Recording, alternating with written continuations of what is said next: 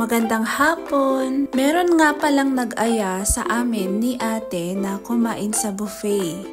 Sa Salad Master vlog ko po kung natatandaan ninyo si Ate Mira at si Kuya Greg, sila po yung nag-aya sa amin ni ate ngayon. Sa Juan Republic nga sana kami kakain pero late kasi siya mag-o-open, kaya dito sa Albargil Restaurant na kami kakain. Meron nga din pala silang tinitindang mga tinapay dito.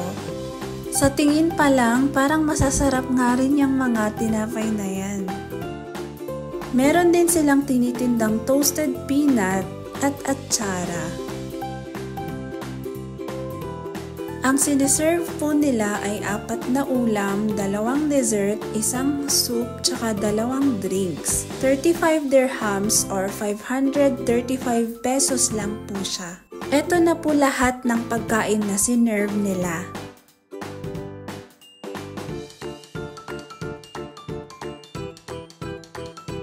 "4:30 ng hapon nga pala kami nandyan, kaya kami pa lang po ang tao dito.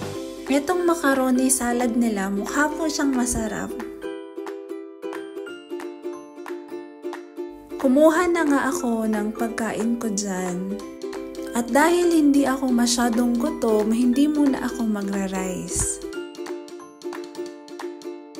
Kumuha na nga rin si ate ng pagkain niya. Pinili naming kumain sa labas kasi mas presko at hindi na po mainit dito ngayon. Ganto nga pala yung ambience sa labas. At dahil malapit ng Pasko, meron silang pa-Christmas lights. Eto na nga yung mga pagkain namin at sisimulan na namin kumain dito.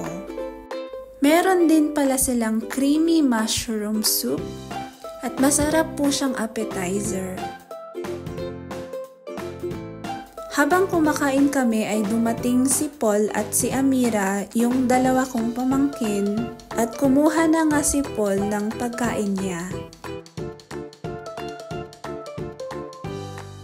Dumating na rin yung order ni Ate Mira na street foods at shake.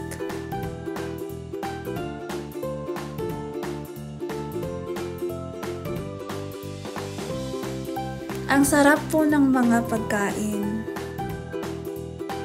Ito na yung favorite part na dessert.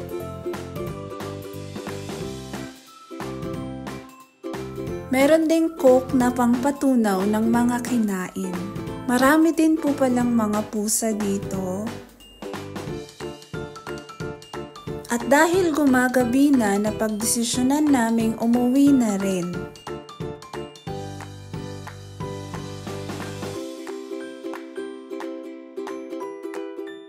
Nagpapaalam na nga yung pamangkin ko dyan sa amin. Ihahatid pala ako nila Ate Mira at Kuya Greg. Located po pala sa mismong town yung pinagkainan namin na Albargil Restaurant.